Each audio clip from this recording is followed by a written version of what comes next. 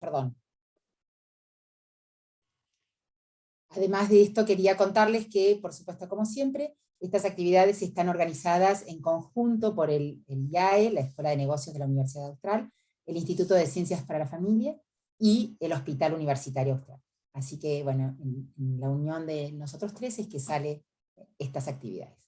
Bueno, muchísimas gracias, Ernesto, bienvenido, y te dejo a cargo. Muchas gracias, Ana, muchas gracias a todos por la invitación, un gran desafío. Difícil fue prepararme porque me fui de viaje justo 3 semanas, soy psicólogo deportivo y me fui con el seleccionado de rugby, con los Pumas, así que fueron semanas de muchas emociones, de mucho trabajo también, con los jugadores, con el staff y con el público, pero bueno, la verdad que es un súper desafío y me encanta este tema.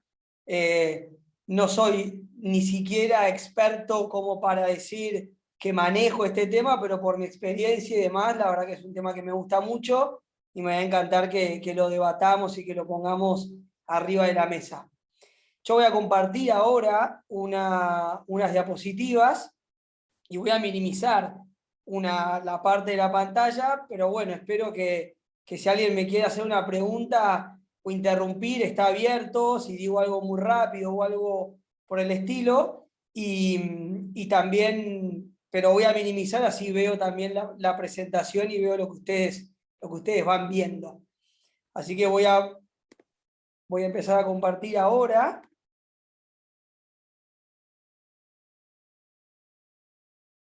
Yo minimizo así. Ana, si me ayudás y me decís qué están viendo. Está perfecto, Ernesto, estamos viendo la presentación. Bien.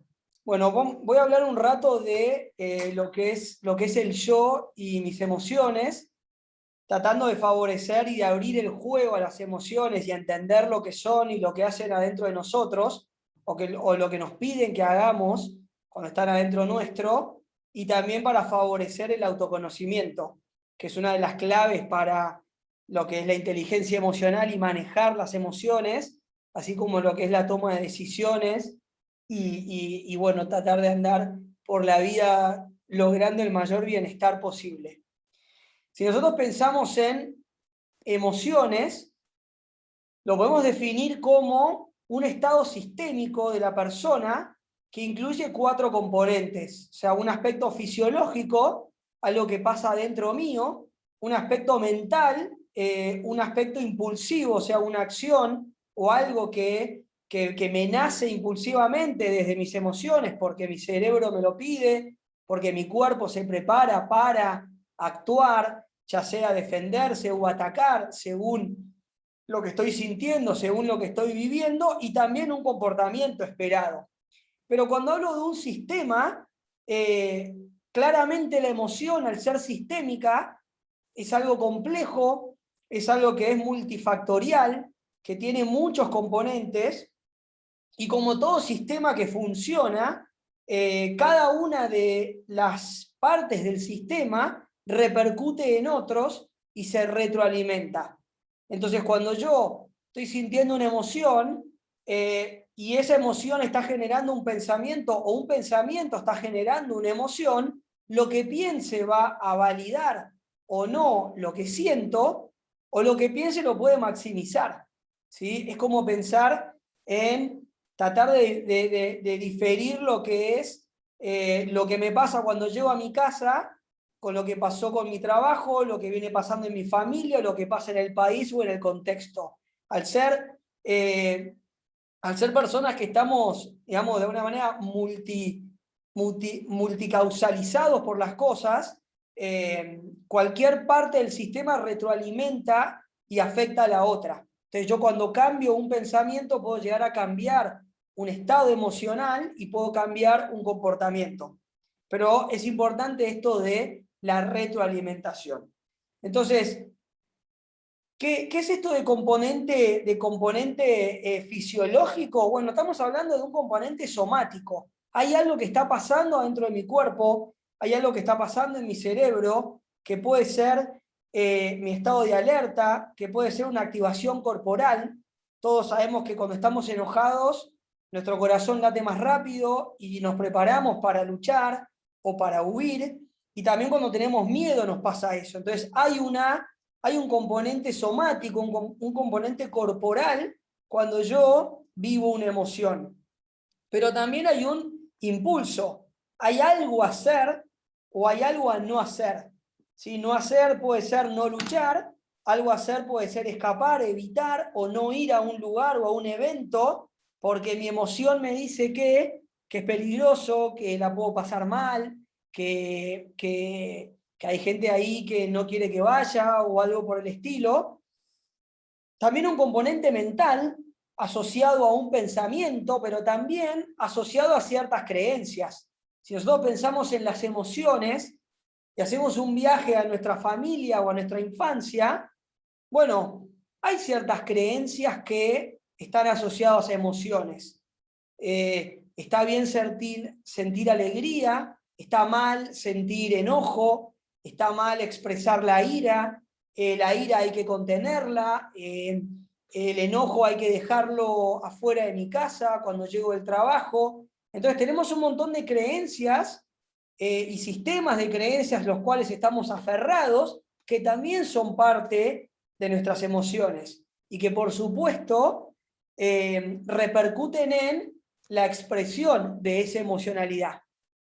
Y bueno, y como dije en la definición, hay un comportamiento, hay una conducta esperable o hay una conducta conocida que debo o no debo hacer según esa emoción que estoy sintiendo. Y de vuelta, si viajo a mi familia, puedo decir, bueno, en esta familia no se permitía expresar enojo, no se permitía expresar malestar, no se podía no estar de acuerdo con todo, con lo religioso, con el festejo de la Navidad o en un cumpleaños, y había ciertas emociones que había que tapar, o había otras emociones que estaba permitido sentir, o que alguien me habilitaba a sentir. Por eso tenemos conductas esperables según la emoción, pero también hay conductas que son conocidas, conductas que tenemos de alguna manera permitidas en nuestro repertorio de respuesta frente a un estímulo. ¿Por qué? Porque, como muchos deben saber, una emoción puede también ser una respuesta a un estímulo. Si yo me quedo con la teoría conductista que hablaba del estímulo y la respuesta, y los perros que salivaban cuando el dueño llegaba con comida y hacía sonar una campana, bueno, una emoción puede llegar a ser una respuesta frente a un evento desencadenante. Puede ser un estímulo, puede ser una noticia, una novedad, o algo que, una novedad puede ser un embarazo que genera alegría o que genera miedo porque, bueno, son muchos hijos y cómo los vamos a mantener en este momento. Entonces, todo el tiempo estamos hablando de un comportamiento y un pensamiento, un componente mental. Vamos a tratar de ir desarmando o tratando de traer algunas emociones, quizás las más conocidas, para ver si las podemos desarmar y a ver si podemos generar respuestas diferentes frente a, o si existen respuestas diferentes frente a lo que nos sucede. ¿Vamos bien? ¿Están ahí? Perfecto. Bien.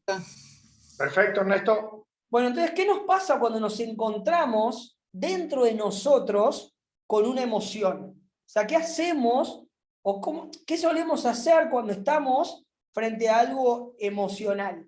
Bueno, cuando frente a algo negativo o desagradable, solemos recurrir a ciertos mecanismos que no son para nada adaptativos, pero que en algún momento de nuestra vida nos ayudan y nos permiten sobrevivir. Entonces, ¿qué nos pasa y qué hacemos frente a, o cuando nos encontramos con una emoción?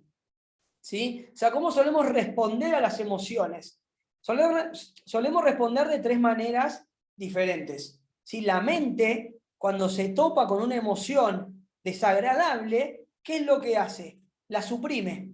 ¿Sí? Freud decía, bueno, que nosotros reprimimos todo aquello que nos molesta. todo lo que queremos sacar de la conciencia, lo reprimimos. Y Freud decía, eso trata de salir constantemente.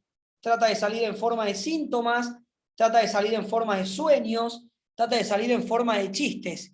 Pero la realidad es que muchas veces reprimimos una emoción, la sacamos de la conciencia, ¿por qué? Porque nos molesta o porque no sabemos qué hacer con ella. No sabemos qué hacer. A veces reprimimos algo porque nos genera tanta culpa, tanta vergüenza, que ni siquiera lo podemos afrontar. No podemos reconocer que estamos sintiendo algo, no le podemos poner un nombre, y eso después se manifiesta. ¿Cómo se manifiesta? Se manifiesta en irritabilidad, se manifiesta en cambios de humor, dolor de espalda, dolor de cuello. ¿Por qué? Porque nos enfrentamos, o nuestra mente se enfrenta a una emoción que es muy fuerte, y lo primero que hacemos, que es un mecanismo inconsciente, la sacamos de la conciencia. No, la verdad que no siento nada, no pasa nada, no me molesta, estoy bien. ¿Sí? El mecanismo más conocido es la negación, pero de alguna manera sacamos y reprimimos eso, pero eso vuelve. Y no sabemos por qué, pero nos duele la espalda, no sabemos por qué tenemos una úlcera, no sabemos por qué, pero estamos irritables. Bueno, y es porque hay algo molesto que estuvo adentro nuestro y no supimos qué hacer con eso. Lo segundo que solemos hacer, o que la mente suele hacer, es recurrir a la expresión. Lo expreso. Expresamos el malestar. Hay una teoría que es la que yo voy a tratar de explicar y voy a tratar de trabajar con ustedes, que lo que dice es que cuando nosotros expresamos una emoción, esa emoción tiende a propagarse. ¿Sí? ¿Por qué se puso de moda en la psicología que había que expresar las emociones?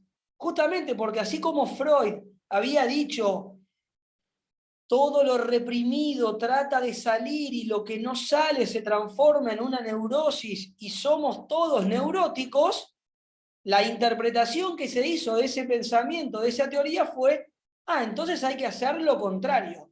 Hay que expresar la emoción y así la sacamos, y si la sacamos, ya está, se disuelve la neurosis. Ahora, ¿qué pasa?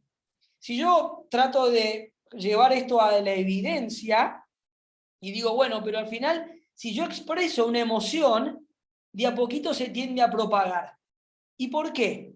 Imagínense que de repente nos damos cuenta que hace 4 días estamos contando a todo el mundo, ¿sí? A todo el mundo que tenemos alrededor, cómo nos hicieron esperar en el turno médico unos 35 minutos y nadie nos dijo nada, y se lo contamos a todas las personas que nos cruzamos. Y de repente nos damos cuenta que hace 4 días, que estamos desde el domingo al mediodía en el asado, contándole a todo el mundo la bronca que tenemos, lo injusto que fue, lo mal que nos trataron. Entonces decimos, bueno, pero lo estoy expresando. Se lo expresé a todas las personas que me crucé, y la verdad que esa energía se propagó. Entonces esa expresión de la emocionalidad, eso que no pude soltar, la bronca, la injusticia, se propagó. Y la verdad que estoy hace 4 días contándoselo a todo el mundo y la bronca no se me va. Es más, cada vez tengo más bronca. Y además, ¿qué me pasa? Me doy cuenta que la gente que está alrededor nuestro se nos empieza a alejar, como diciendo, uy, Ernesto, qué pesado que estás con este tema. Hace 4 días que venís contando lo mismo, y puede ser que tengamos razón, o con nuestra mente diga, no, pero tengo razón, mirá lo mal que me trataron en tal lugar, o lo mucho que me hicieron esperar, pero esa emoción sigue adentro mío. La verdad es que no la pude soltar. La expresé, la dije, la conté, le puse los 1001 nombres, pero sigo igual de enojado de lo que salí ese día del consultorio. Entonces quizás esa expresión se propagó. Y ahora no solamente estamos infectados del evento, sino que estamos infectados de esa emoción. Y nuestros compañeros de laburo ya están cansados de nuestro cuento, de nuestra negatividad, de que estemos contando siempre lo mismo. Entonces, de alguna manera, esa emoción no se fue cuando la expresé, se quedó. Entonces, vamos a tratar de ver si hay una cuarta opción, ¿sí?, para poner en juego y tratar de utilizar para manejar mejor algunas emociones. Y la tercera de estos mecanismos que utilizamos para evitar enfrentar las emociones es la de escapar. ¿Cómo escapamos? Y evitamos ciertos sentimientos a través de la diversión. Esta evitación es la columna vertebral de la industria del entretenimiento, de la fabricación del alcohol y hasta de la adicción al trabajo. Evitamos sentir emociones como aburrimiento con proyectos, con más horas de trabajo, con salidas, con programas. El otro día estaba viendo mi hijo jugando al fútbol en un torneito donde hay miles de chicos de 5 años, y yo veía que los chicos tenían más ganas de trepar árboles que de jugar al fútbol.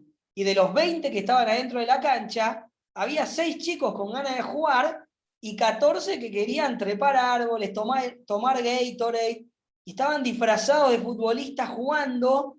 Y yo pensaba, ¿no? Digo, ¿por qué tanta diversión? ¿Por qué todos los padres estamos alrededor de los chicos viendo cómo juegan y se divierten y la foto y no sé qué? Y los chicos por ahí que están en su casa porque están cansados de ir al colegio, de todo el año encima, pero bueno, quizás evitamos que se aburran con más diversión, con un partido más, con un programa más, con un inflable, y porque queremos evitar una emoción como puede ser el aburrimiento, la apatía, la tristeza frente a que se termina el año o lo que sea que nos esté pasando. Ahora, ¿por qué hacemos esto? ¿Por qué la mente hace eso? Bueno, porque la mente y el subproducto de la mente, que es el ego, se cree fragmentada. Nuestra mente cree que estamos divididos, que estamos separados del todo, ¿sí? Si en el todo somos Dios o tenemos a Dios adentro nuestro, la mente cree que estamos separados de eso, que está escindida. Entonces está todo el tiempo buscando el logro, el reconocimiento, el sentirse bien, la nueva experiencia, el nuevo bienestar, y como se siente separado, y eso le da miedo, está todo el tiempo suprimiendo y tratando de evitar toda emoción que sea desagradable. Perdón, Ernesto, tenemos una Dale. pregunta que me parece que es importante hacerla ahora. Gisela pregunta si hablamos de emoción o sentimiento. Bueno, a ver, el sentimiento sería la racionalización más estable que yo hago de una emoción, y la emoción es como la primera chispa impulsiva que me hace sentir un evento. La emoción puede ser éxtasis y el sentimiento puede ser alegría, porque me ascendieron. Digo, el éxtasis se me pasa después de 2 horas, ya está, ya me enteré, ya me ascendieron, un montón de desafíos, pero estoy muy contento por el nuevo desafío, y el sentimiento tiene un componente emocional, ¿sí? que está bastante emparentado. ¿Te respondí? Perfecto, muchas gracias, Ernesto. Entonces, si nosotros echamos un vistazo a la vida humana, podríamos pensar que consiste en esta larga lucha o de muchas personas, o vemos muchas personas, en esta larga lucha por evitar y escapar de miedos internos y de expectativas que están proyectadas en el mundo, lo que tengo que lograr, lo que tengo que hacer, lo que la gente tiene que pensar de mí. ¿Por qué? Porque al sentirme separado, y mi ego al sentirse separado del mundo, está todo el tiempo tratando de evitar y generar eso, pero se agarra, ¿sí? Esto es un poquito complejo, pero voy a tratar de explicarlo.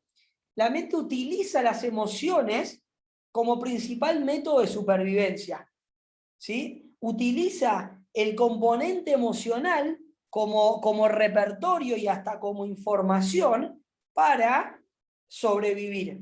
Entonces, si yo digo, bueno, la predisposición a actuar con miedo de una persona depende del miedo que ya haya en mi interior. Para una persona miedosa, el mundo es un lugar aterrador. Para una persona enfadada, el mundo es caos de frustración y aflicción. Para una persona culpable, el mundo es tentación y pecado. Entonces, en realidad, es lo que tenemos adentro lo que colorea el mundo. Mi percepción, ¿sí?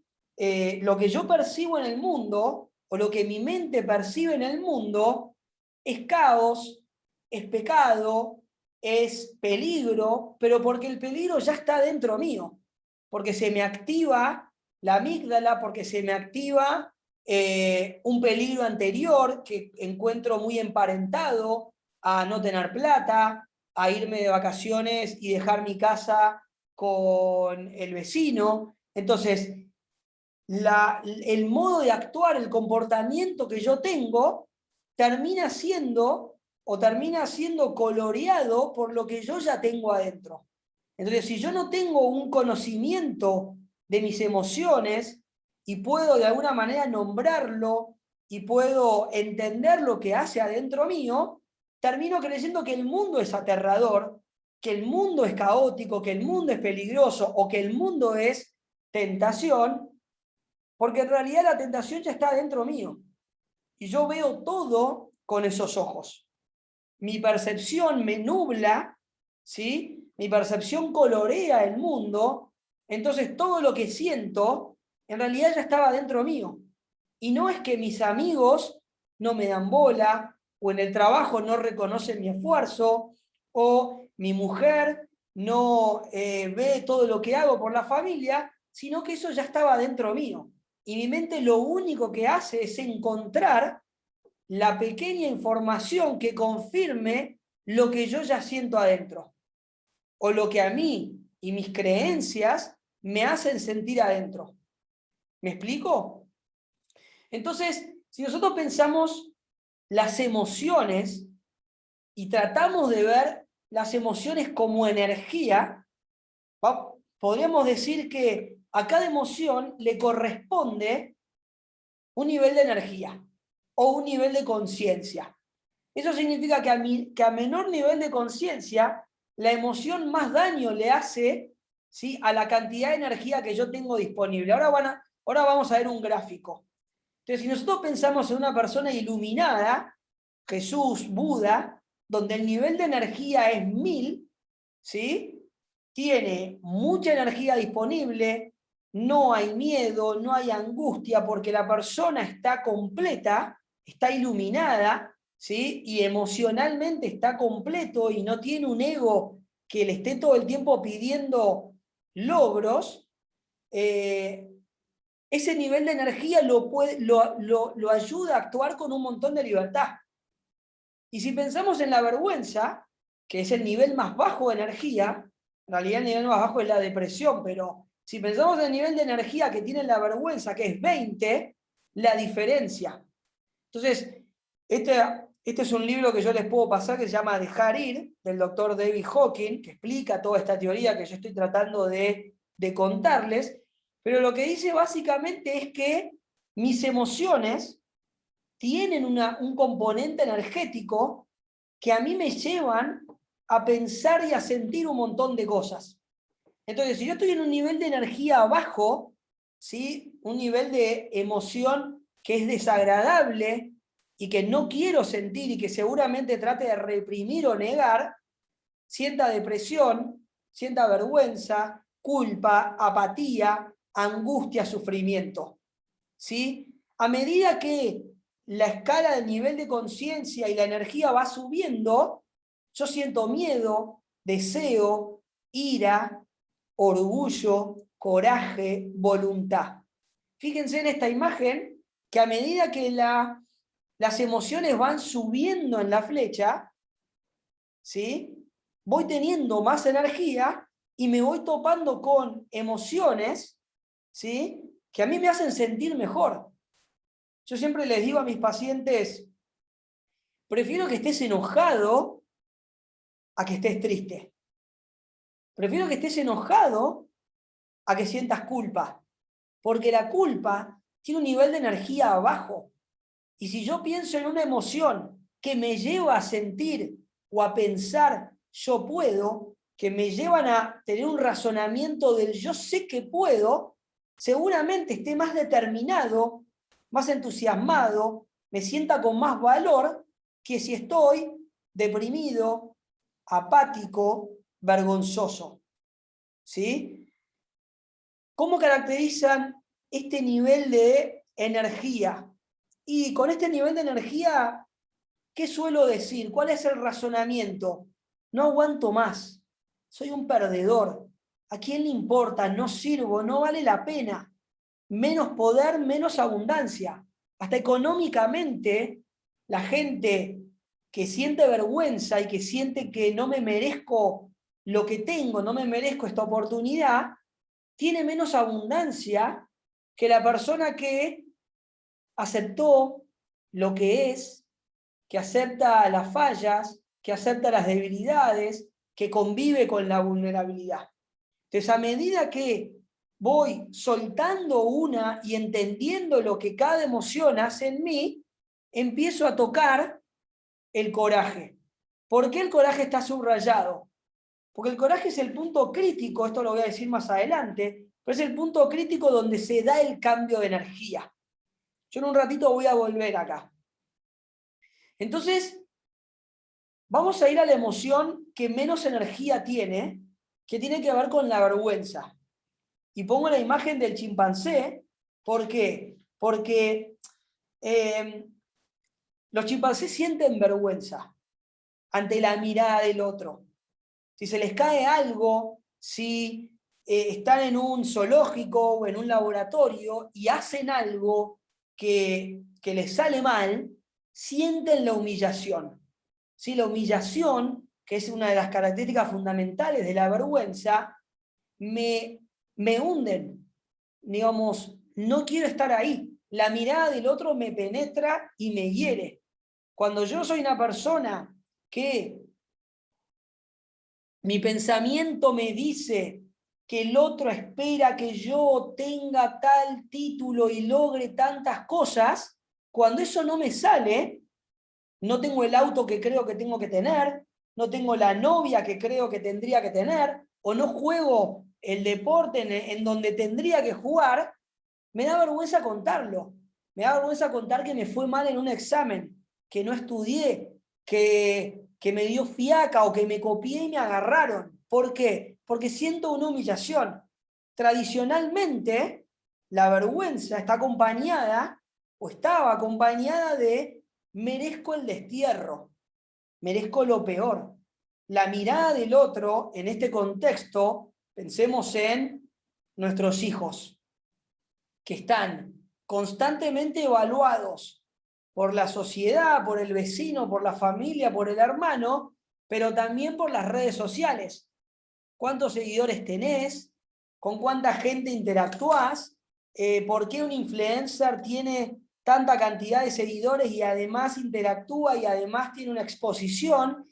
Y todo eso te lleva a estar evaluado, o sea, un contexto de evaluación constante en donde constantemente puedo estar tocando dosis de vergüenza. Y si yo estoy muy apegado a una imagen o estoy apegado a una expectativa, ¿sí? Y la imagen se me aleja. Estoy constantemente o vendiendo una mentira de algo que estoy por hacer. Yo, por ejemplo, yo corrí Ironman, ¿no?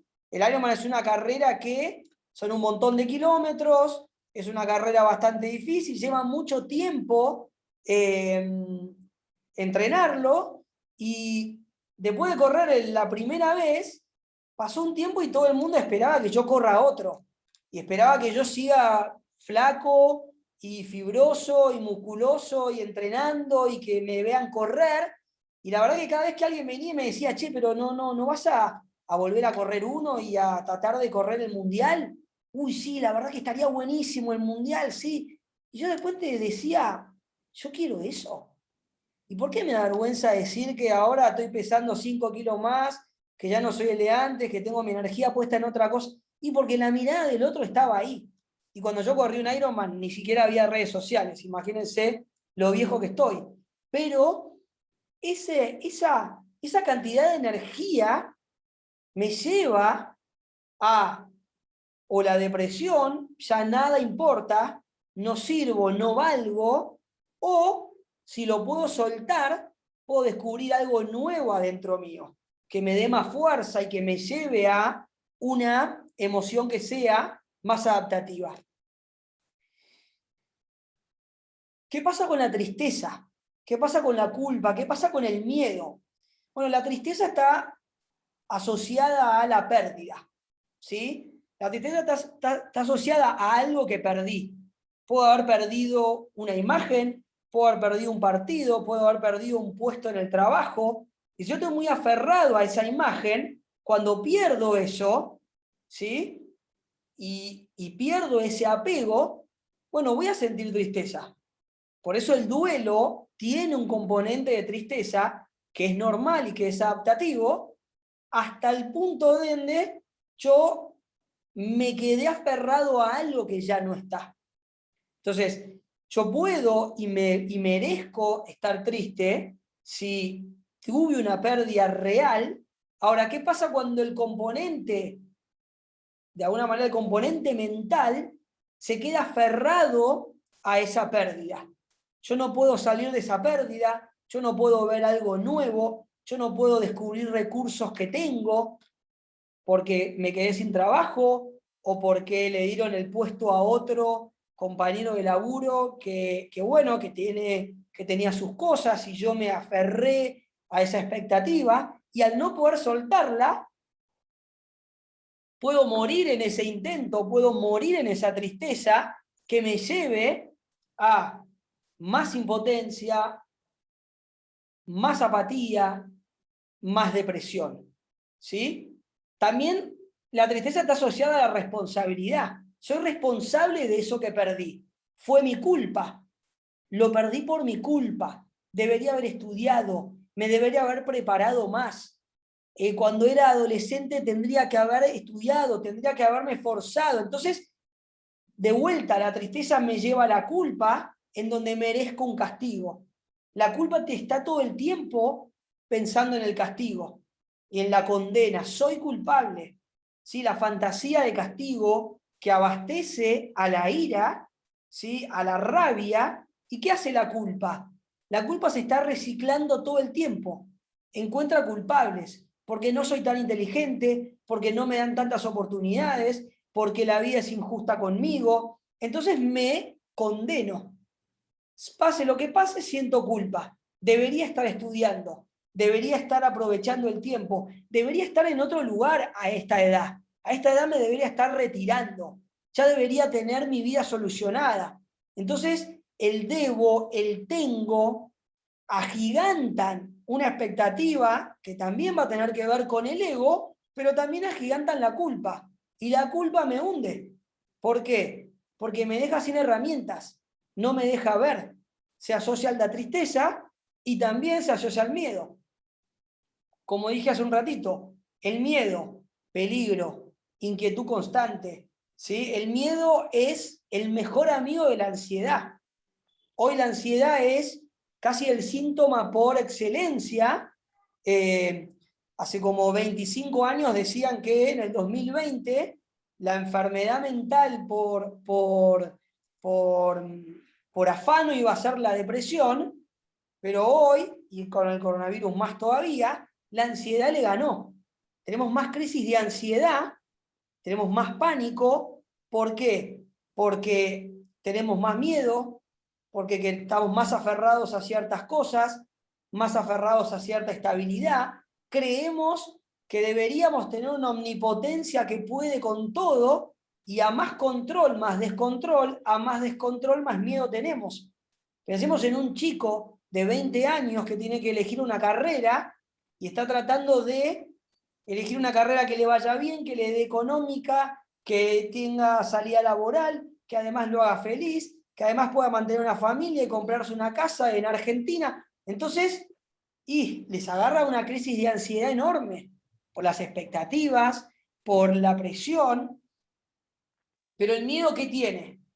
El miedo también tiene anticipación. Entonces, emocionalmente, el miedo me retrae, me paraliza, me deja sin recursos, me olvido de los recursos que tengo. ¿Por qué? Y porque según la expectativa, o según, digamos, la idea que tengo de mí, esto no tendría que estar pasando.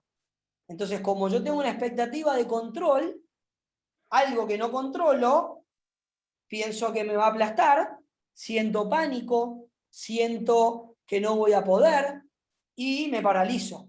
O, como dicen los chicos, la doy de baja. ¿Sí? Que está relacionado con otro de los síntomas, y acá pongo un adolescente, que es la apatía, la desesperanza, la creencia del no puedo. ¿Cuál es el propósito de la apatía? El propósito de la apatía es pedir ayuda, pero parte, o sea, el punto de partida es la sensación de que no es posible recibirla. Quiero que me ayuden, pero no puedo. Entonces me encierro y soy un adolescente que está tirado en la cama porque no puedo expresar lo que siento o no está validado lo que estoy sintiendo o no estoy validado la ira que tengo porque estoy enojado conmigo y además a nadie le importa. A nadie le importa, no vale la pena. Los chicos de la Segunda Guerra Mundial, que por falta de cariño y por falta de cercanía a una figura materna, sentían apatía. No sienten nada. ¿Sí? El adolescente de hoy, el adolescente promedio de hoy, ¿por qué no siente nada? Y porque está acá, tiene poca energía, seguramente tiene algún pensamiento que lo angustia, seguramente tenga algún evento que lo haya hecho sufrir, seguramente haya sentido miedo, pero ya llegó acá, va perdiendo energía porque no se le validó el miedo, nadie le dijo, es normal que no te salga, es normal que te cueste, no pasa nada, tranquilo. Entonces, fue pasando quizás por estas emociones hasta caer en cierta apatía. Y si hablamos de apatía también, ahora voy a tratar de acelerar para ir a emociones más emocionantes, más agradables, el sufrimiento, ¿no? Donde hay impotencia, desesperación, pérdida, predomina el sentimiento de me siento un perdedor. Y fíjense que en vez de no puedo, el sufrimiento es no puedo seguir, ya no puedo más. Esta angustia ya duró demasiado tiempo. Cuando yo tengo un adolescente de 20 o 25 años que ya no quiere sufrir, quizás sea porque viene cargando, aunque sea en la fantasía, con un pensamiento, con una idea, con una creencia que ya no la puede sostener. Ya no puedo más. Entonces, de vuelta, vuelven a la apatía, vuelven a decir, bueno, yo hasta acá llegué. ¿Sí? Ahora, ¿cuándo estas emociones, estas emociones me empiezan a dar una mayor energía? Y cuando yo puedo pasar de la apatía y el sufrimiento al yo puedo, al deseo, incluso a la ira. El deseo es ganancia, adquisición. Si bien es algo que está fuera de mí mismo, ¿sí? Algo que no tengo, que me hacen sentir insatisfecho, el deseo a veces es insaciable, por eso el deseo es peligroso porque me lleva a los extremos, en el alcohol, en la sexualidad, aunque sea el deseo, me mueve más. Cuando un chico quiere algo, se mueve, tiene más energía, sale de la cama. Cuando se enamora, el deseo entra en juego. Cuando quiero y cuando trato o cuando creo de que puedo, el deseo me dice, yo puedo estudiar esta carrera, yo puedo cambiarme de trabajo, yo puedo tener un hijo y criarlo y ser un buen padre. ¿Por qué? Porque empiezo a sentir que puedo. ¿Sí? En la ira, lo mismo. Siento venganza, te voy a demostrar, ya vas a ver. La ira, la bronca, son emociones que tienen más energía que la apatía y la tristeza. Muchas veces a mis pacientes, como les dije hace un ratito, digo, me encanta que estés enojado, porque significa que estás a punto de hacer algo. Estás a punto de ponerte a estudiar, estás a punto de ir a hablar con tu mamá, estás a punto de ir a hablar con tus amigos, o a veces estás a punto de pegar una piña y que te dejen de molestar en el colegio, lo cual es bueno. ¿Hay que controlar la ira? Sí.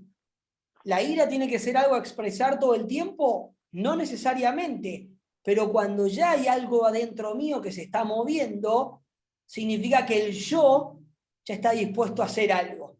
Y cuando mi yo está dispuesto a hacer algo, empiezo a tocar el orgullo. Yo sé que puedo.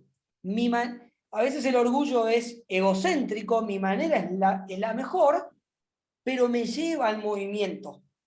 ¿Sí? Ahí pues una frase que está en el libro que a mí me encanta, que dice, todos sentimos ira por nuestro miedo del pasado que ha bloqueado algunos logros. Si por ira haces algo al respecto, empezás a tomar el toro por las astas. Si empezás a sentir orgullo, ya estás al borde del coraje. Pasaste de la injusticia y la apatía a la bronca. De la bronca pasaste a, tengo que hacer algo al respecto. Hacer algo al respecto te pasó al orgullo, el orgullo estás al borde del coraje. Ya estás en una emoción, y acá vuelvo un poquito, fuiste saltando de una emoción a otra.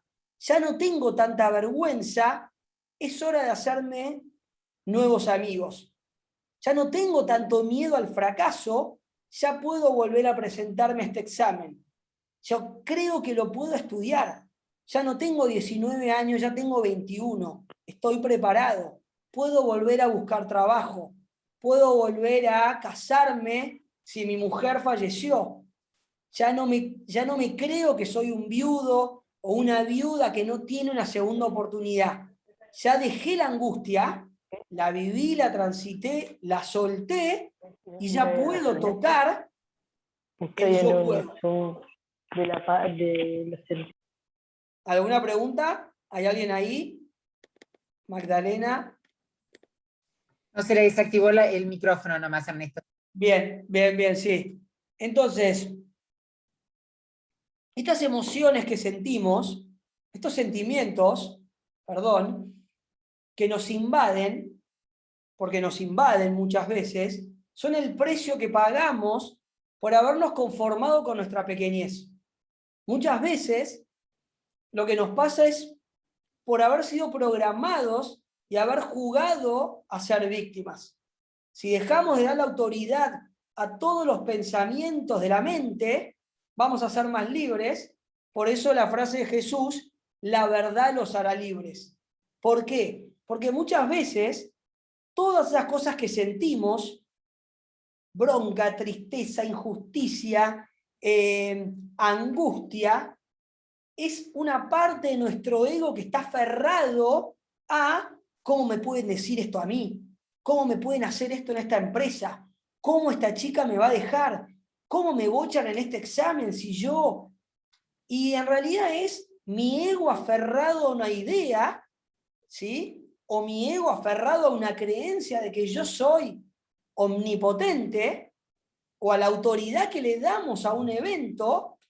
Y entonces, como le dimos autoridad a un evento, el pensamiento me dice que yo soy un fracaso, que yo no puedo, y de vuelta, el yo se va con la angustia, el yo se va con la apatía, el yo se va con el yo no puedo, y no me da libertad. Y entre medio del estímulo y la respuesta, Viktor Frankl dice, está la libertad. Por eso el coraje es el punto de inflexión. Cuando yo puedo decir, yo sé que puedo.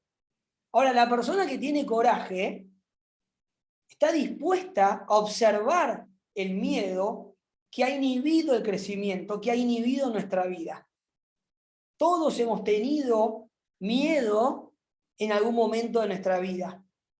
Miedo a no ser querido, miedo a fracasar, miedo a que alguien piense algo de nosotros, miedo a que algo nos salga mal, miedo a no ser reconocido. Ahora, cuando yo puedo observar ese miedo, y aceptarlo como parte del proceso, puedo empezar a crecer. Mucha gente, de hecho, no se queda embarazada, casi, digamos, milagrosamente, no se queda embarazada porque en realidad tiene miedo. Y cuando puedes soltar el miedo, y cuando puedes soltar ese miedo a no poder, de repente se compran un perro y se dan cuenta que pueden y activan que pueden cuidar a alguien, que pueden hacerse cargo, terminan quedándose embarazados. O adoptan a alguien y después de adoptar se quedan embarazados naturalmente. Y uno dice, ¿qué pasó? Y es que había un miedo, había una idea, había una creencia, había alguien aferrado o alguien no habilitó a que yo pueda. Entonces el coraje no es yo puedo y soy el mejor, sino que es poder hacer, dar, transformar, conocer que yo valgo. Por eso está diferenciado del orgullo.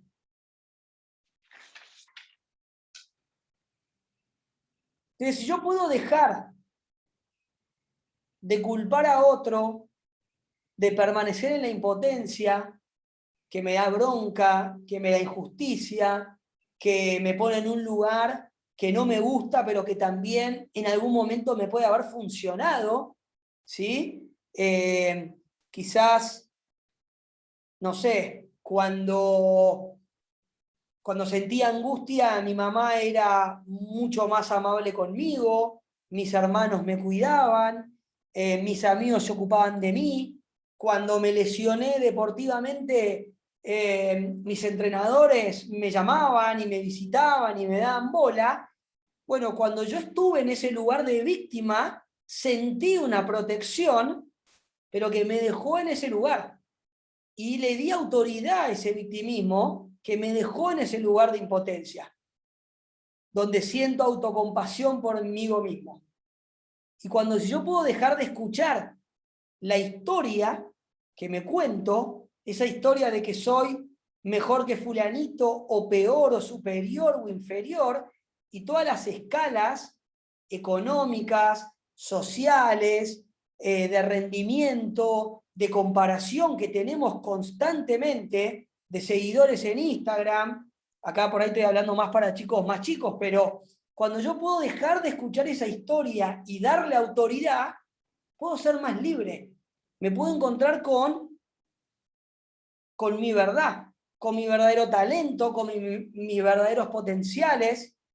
Ahora, y si dejo de resistirme a la grandeza a la que fui llamado, de resistirme al amor, a la generosidad, o aún mismo al perdón, cuando yo puedo realmente soltar un fracaso, soltar algo que me angustió, soltar una pérdida que tuve, una pérdida real, un ser querido, puede ser un hermano, puede ser un padre. Bueno, cuando yo puedo soltar y dejo ir, cuando yo puedo dejar ir a esa persona quizás va. Y yo me puedo hacer cargo de mi propia vida, hacerme cargo de lo mío. Siempre hay una pregunta que hacen en algunos coaching, te preguntan, bueno, pensá en un hijo, en un padre y en un abuelo. Y la gente dice, bueno, padre mi papá, abuelo mi abuelo y hijo yo. Y esas personas ya son padres y siguen poniéndose en el lugar del hijo que necesita de un padre, que necesita de la validez, que necesita del otro, y quizás a veces yo me tengo que dar a mí mismo mi propia valía. ¿Sí? ¿Por qué? Porque adentro mío, ahora voy a volver a esto, adentro mío tengo que comprender que conviven, ¿quiénes? El niño, el adulto y el padre. ¿Qué significa esto? Esto significa que cuando yo tengo una emoción, ¿quién está? ¿Dónde se está originando esa emoción? ¿Por qué? Porque el niño está programado por programas que son asustadizos e inadecuados. Y no nos damos cuenta que manejan al niño. Entonces, ¿quién controla al pequeño yo? El miedo. Al niño le asusta que a su perro le pase algo. El adulto también siente sufrimiento y tristeza si el perro fallece, pero acepta lo inevitable. ¿Por qué? Y porque el perrito es mortal. Entonces el niño no espera que su perro se vaya, pero el adulto sabe que va a pasar. ¿Por qué? Y porque el adulto sabe que la novia que tenemos puede ser transitoria, que el trabajo que tenemos puede ser transitorio, que el título que tenemos colgado en nuestra oficina es transitorio y en algún momento va a pasar. Y si me aferro a eso y le doy poder, seguramente cuando eso pase, lo inevitable pase, yo voy a sentir angustia, porque estoy aferrado como un niño ¿a qué? A ese título, o a ese perro, o a esa novia, o mismo a esa figura de autoridad. Y estamos tan identificados con esa figura de autoridad, que puede ser la opinión del otro, el título, el Ironman, el logro deportivo, el ser el gerente general de tal empresa o ser la madre de este chico que se fue a vivir solo y me dejó, y ya no soy una madre que le cocina a 3 hijos, sino que soy una madre que le cocina a uno solo. ¿Y qué hago de mi vida? Y si no me encuentro conmigo mismo, me puedo aferrar a eso y seguir mandándole las milanesas a mi hijo de 29 años, o le digo, mira flaco, hacete hombre, yo ahora me puse a estudiar, yo ahora me puse a laburar, me puse a ayudar en la parroquia, le encontré otro sentido a mi vida porque solté el ser necesitada, solté una parte de la imagen que me decía quién era yo. Yo soy mamá. Yo soy la abuelita que está presente en todos los actos. Yo soy la persona que no viaja. Yo soy la víctima que nunca me dio un gustito. Y me aferré a esa imagen y no pude dejar ir esa partecita. Me quedé con el niño o me quedé con una parte mía que es pequeña. Y no solamente es dejar ir, como puse acá, la culpa, la impotencia, la autocompasión, sino que a veces es preguntarnos, ¿cuánto castigo es suficiente? ¿Cuán culpable me voy a sentir por ese evento? ¿Por qué me castigo por algo del pasado que en ese momento parecía una buena idea? Era una buena idea casarme con esa chica. Era una buena idea cambiarme de trabajo. Era una buena idea invertir plata en esto. ¿Y por qué me sigo castigando? ¿Por qué no puedo soltar la culpa? ¿Por qué disfruto tanto de castigarme por ciertas cosas?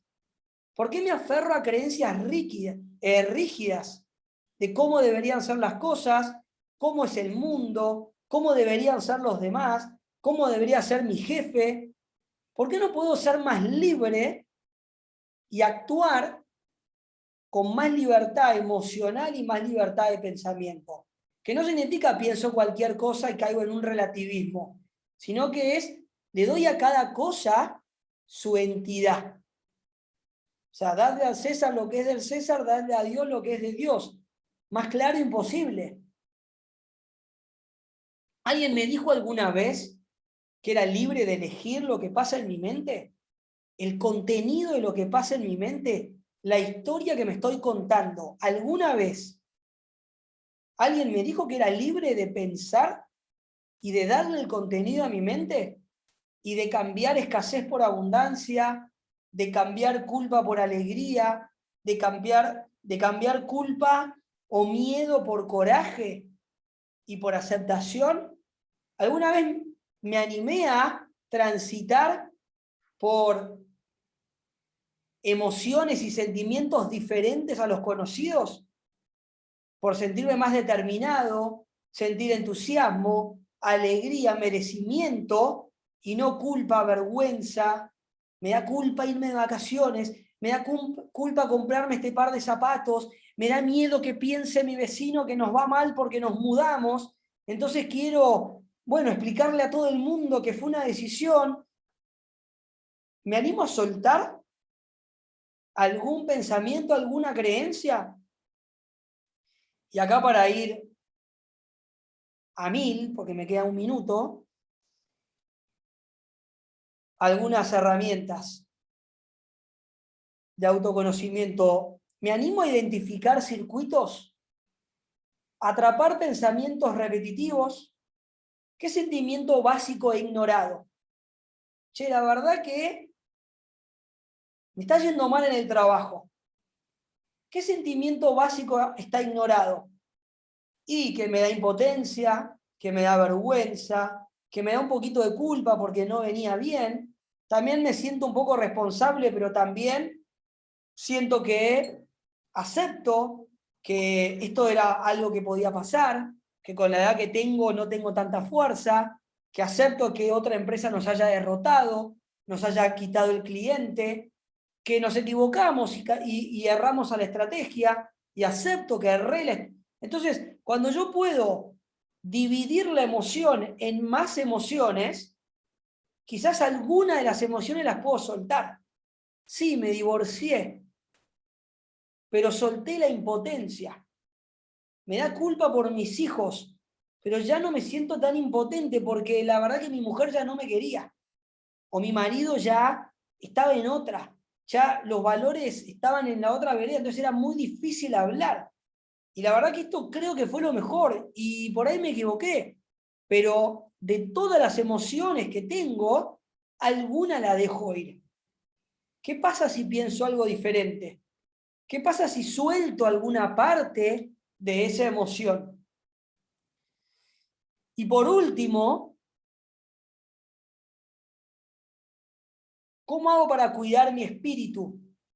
Porque si yo sé que mi mente se puede enfermar y me puede traer un montón de pensamientos y reglas y creencias, y sé que mis emociones pueden ser catastróficas y ser muchas, ¿cómo hago para cuidar mi espíritu?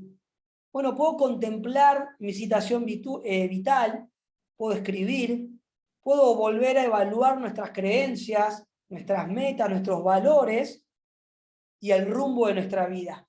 Yo le puedo dar rumbo a nuestra vida, a mi vida, si me siento a escribir, a reformular, a repensar. Puedo intentar ser más libre si reconozco la emoción, si reconozco que reprimí durante mucho tiempo, si reconozco que algo que antes me funcionaba ahora ya no me funciona, como es huir o reprimir o expresar y cansarme de pelearme con todo el mundo, expresando lo que pienso o lo que siento, y quizás ser un poquito más libre. Bien, tenía un videíto para mostrarle, pero ya no quiero seguir tosigándolos. Así que voy a dejar de compartir, Ana. Muchas gracias, Ernesto. Tenemos algunas preguntas, si querés que te las pase. Dale. Las voy a ir haciendo en el orden en que me las fueron pasando.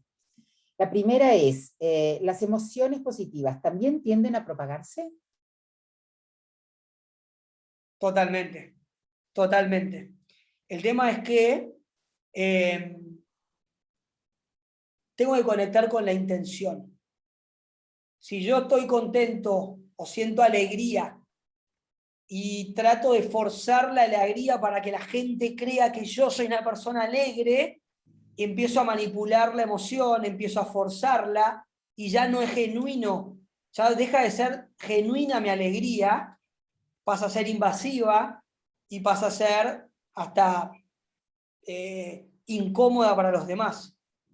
Pero así como la abundancia trae abundancia, cuando yo puedo soltar, por ejemplo, la culpa que me da tener plata, si con el dinero hay mucha culpa, con la alegría de que a mis hijos le vaya bien y contárselo a mi vecino que a los hijos le va mal, y no le cuento nada y me quedo con la alegría y me la guardo y no se propaga. Entonces sí, las emociones positivas y las agradables les tengo que dar abundancia y las tengo que aceptar. Si yo no las acepto y no me las permito, al otro no le llega mi abundancia. Lo mismo con la envidia, lo mismo con la culpa, lo mismo con los celos. Exacto. Segunda, puede ser que alguna vez se sienta enojado, pero en realidad está triste la persona, y cuando logra llorar puede pasar a más arriba. Eso se refiere a la flecha que habías puesto, ¿no? Por ejemplo, con la muerte de un ser querido. Exactamente. En las etapas del duelo, la tristeza está primero, la ira está después, la aceptación, la negociación y después de vuelta a otro tipo de aceptación y más. Entonces, si yo pongo al yo en el medio, el enojo puede venir de la tristeza no manifestada, de una tristeza no vivida. No me pude permitir estar triste porque, no sé, mi marido estaba muy mal, pero me enfermé después, o no, me permití estar triste, o me permití sentir bronca y me lo validé, porque todas las emociones son válidas, y después de permitirme eso, logré yo puedo salir adelante, yo sé que puedo crecer, yo sé que puedo sacar un aprendizaje. De hecho, hay mucha gente que le encuentra el sentido a ciertas enfermedades cuando logran pasar de la tristeza y del miedo a la pérdida a la bronca, pero también a decir, bueno, le voy a demostrar a la gente, a mis hijos, cómo transitar el último año con este cáncer y que vean el coraje con el cual lo luché. Y si el propósito es genuino, esas personas irradian mucho más los últimos años de su vida de lo que hicieron un montón de años especulando con el deber ser. Así que sí, recontra. Muy bien, muchas gracias. ¿Cómo ayudamos a un adolescente a subir en la flecha si está en apatía? ¿Cómo lo ayudamos a observar el miedo que lo ha inhibido? Primero validándolo, tratando de ir al ritmo que el chico pueda ir, no tratando como de acaparar todo. Ya, yo creo que lo esencial es ir de a poco, porque en el fondo tenemos un montón de discursos y un montón de charlas, pero la expectativa secreta es, bueno, está bien, pero toma la decisión. Bueno, está bien, pero festejá tu cumpleaños. Bueno, está bien, pero salí de la cama. Entonces, en el fondo no le estamos dando tiempo. O sea, los que estamos más ansiosos somos nosotros con lo que a nuestros hijos les pasa. Y el chico no se va a morir ahí. No se va a quedar en la cama 2 años. Entonces, por ahí hay que permitirle un poquito de apatía y también tratar de sentir qué me está pasando con eso. No, porque era un chico tan alegre y tan contento y se lo digo y no sé qué y le hablo y le hablo. Y el chico dice, es que no me estás validando lo que me pasa. Me estás aplastando. Que yo lo que quiero es que vos seas feliz con todos tus recursos y el talento y no lo ayuda a descubrir qué es realmente lo que le está pasando. Entonces, lo primero que tengo que conectar es con lo que me pasa a mí. Mi propia imagen proyectada en mi hijo. ¿Me explico? Perfecto. Súper angustiante, ¿no? Para los padres. Pero a veces el más motivado, a mí me pasa con muchos pacientes, le digo, estás más motivada vos, la mamá, que el chico. Entonces vení vos. Si vos sos la que está motivada para que tu hijo salga de la cama o elija una carrera, trabajalo vos y vas a ver que cuando vos lo cambies, el chico cambia. Cuando vos lo sueltes, el chico suelta. Pasa con la vida, digamos. Es medio mágico también. ¿Recomendás algún otro libro, además de Dejar ir? Bueno, Inteligencia Emocional de Goleman, pero es más técnico. Triple Focus, que lo escribe, creo que Peter Senge, Goleman, que también es un libro que se usa mucho en coaching y es bastante más simple y habla de educación. Entonces, todos los que son padres, el colegio y la educación siempre un poquito les pega, entonces está bueno. Y es un libro mucho más cortito, mucho más simple. Bueno, y la última pregunta, por lo menos por ahora, dice, María Rojas recomienda el omega 3. ¿Vos has visto buenos resultados al tomar omega 3?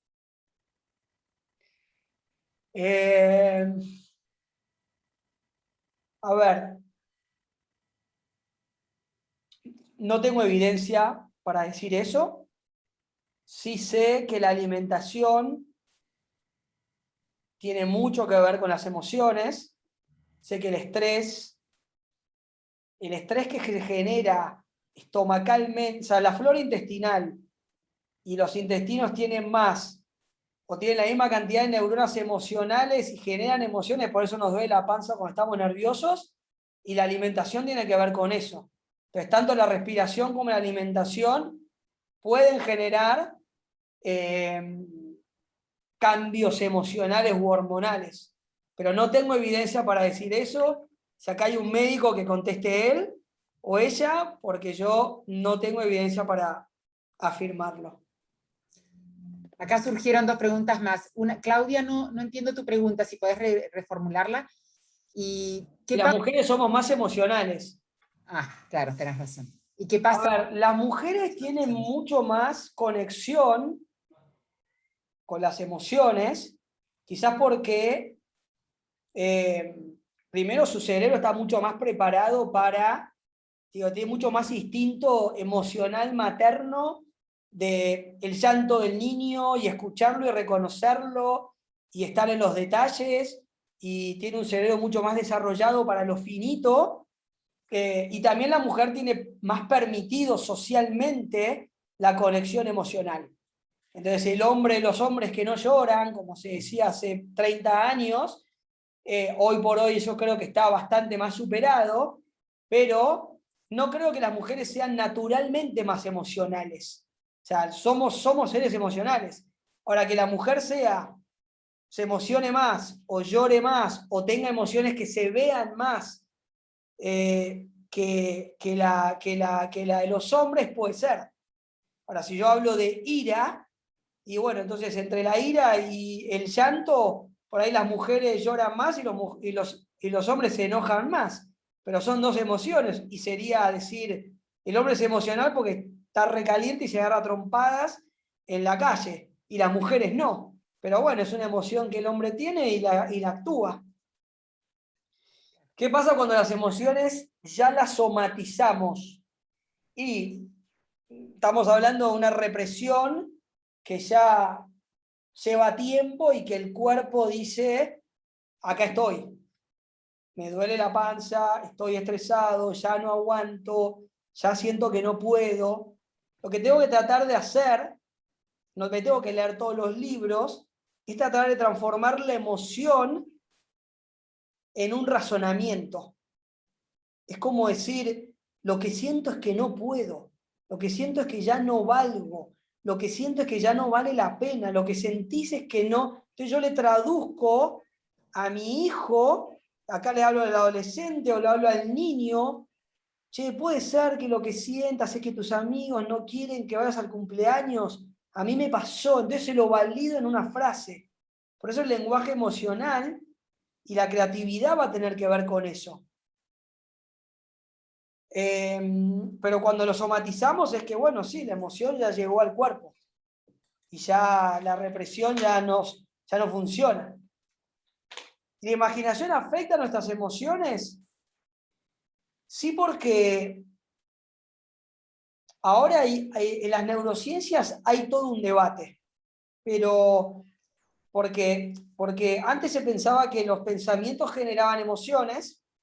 Ahora las neurociencias dicen, no, las emociones son primeras y luego viene el pensamiento, pero si yo hago el ida y vuelta, si mi imaginación y lo que yo creo, y yo digo, tengo hambre, mi mente lo tiene que resolver. ¿Cómo hace mi mente para resolver el hambre que es real y que lo siento?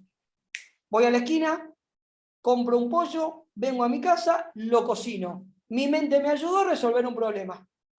Ahora, cuando mi imaginación me dice, no, pero voy a salir, no me va a alcanzar la plata, me van a robar, el que vende el pollo le metió algo, estos pollos hacen mal, mejor no salgo, esto es una locura, no resuelvo el hambre, me muero de hambre, mi mente se imaginó algo y ahora estoy con hambre, angustiado, no resolví el problema, y además me siento mal porque tengo hambre.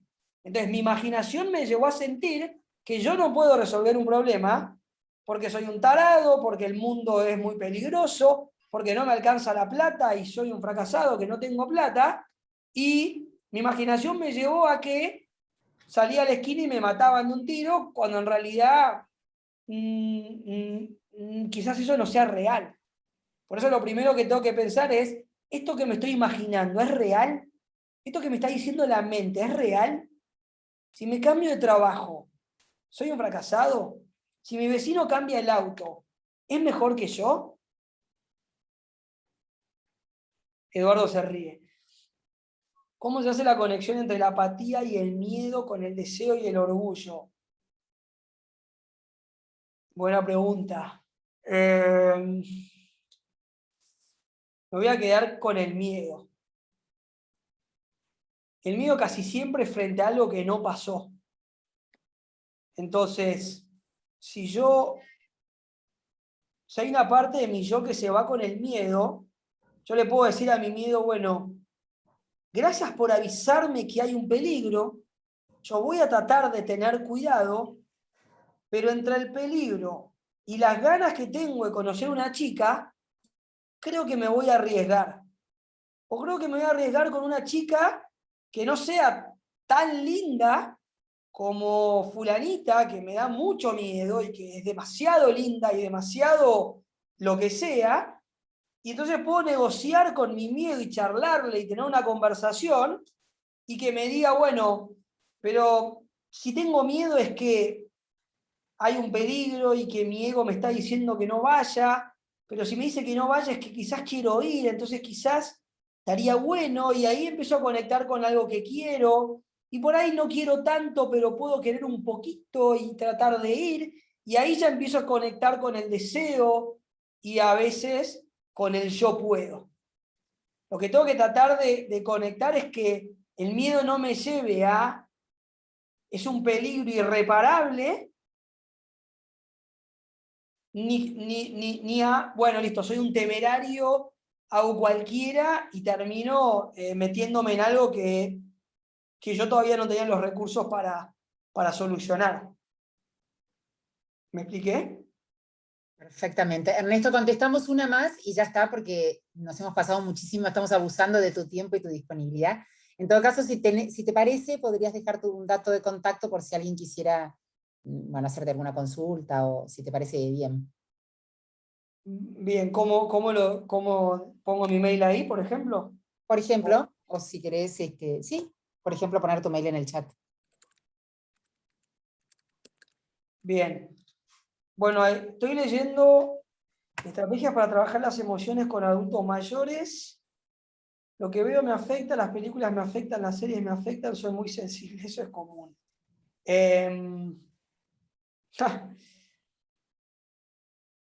A ver, hay un libro que está buenísimo que se llama Flow, que habla mucho de la hora y de las emociones, y que es un libro muy pesado, pero es muy claro, que se los recomiendo, se llama Flow, de Mihaly Csikszentmihalyi, un nombre rarísimo, pero si ponen Flow va a aparecer. Una cosa es que todavía no le escribí al mail porque estoy contestando, pero Gmail, García González Ernesto @gmail.com. Ese es mi mail. Una cosa es que algo te afecte y otra cosa es que algo te conecte.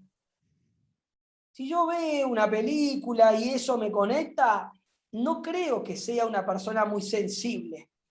Ahora, si cuando yo veo una película de un chiquito que le pasó algo y me afecta y lloro y me quedo así y me aferro a mi hijo y no lo dejo ir a ningún lado, y lo que me imaginé que pasó en una película se me metió en forma de creencia, la creencia se me transformó en un pensamiento, el pensamiento me está generando mucho miedo y ahora soy la loca de la casa que no deja a mis hijos salir. Mis hijos tienen 17 años y yo digo, no, es que la verdad que me afecta mucho que que les pase algo. Sí, bueno, pero ya tienen 17 años, no tienen 5. Entonces, Pero una cosa es conectar con la emoción, que yo creo que es algo positivo y me ayuda a crecer, y otra cosa es que me afecte tanto que me paralice, que me inmovilice, que me ponga hipervigilante, que me agarre miedo, que me agarre bronca, que quiera, no sé, que me ponga muy agresivo por algo injusto. Y no puedo generar una distancia entre lo que estoy viendo en una serie o algo que estoy pensando, me estoy imaginando y algo que realmente pasó. ¿Te respondí? Ahí está mi mail, lo vuelvo a poner. Muy claro, muchísimas gracias. Bueno, de nada. Ojalá haber sido claro, no. Perfecto, excelente, muchísimas gracias por tu exposición, creo que todo el mundo sigue con preguntas y con ganas de participar. Cualquier cosa, si no pudieran anotar el mail de Ernesto, no se preocupen, me mandan un mail a mí y yo se los reenvío. Recuerden que van a tener la encuesta que la van a recibir por mail, junto con el link en el que dentro de unas 48 horas aproximadamente va a estar colgada la grabación de esta charla. Si se quedaron con alguna duda, algo que quieran repasar, algún dato que les quedó colgado, van a poder volver a escucharla ahí. Y bueno, nos vemos el año que viene con nuestro nuevo ciclo de extensión 2022, que ya difundiremos con ustedes. Les agradecemos muchísimo la compañía durante todo este año, y Ernesto especialmente, un broche de oro, la verdad que estuvo genial tu exposición. Muchísimas gracias. Y muchas gracias, Ana. gracias a Pilar Ordóñez, del Instituto de la Familia, y al Hospital Austral, que nos han acompañado con quienes hemos trabajado durante todo el año. Ha sido realmente un placer. Muchas gracias a todos.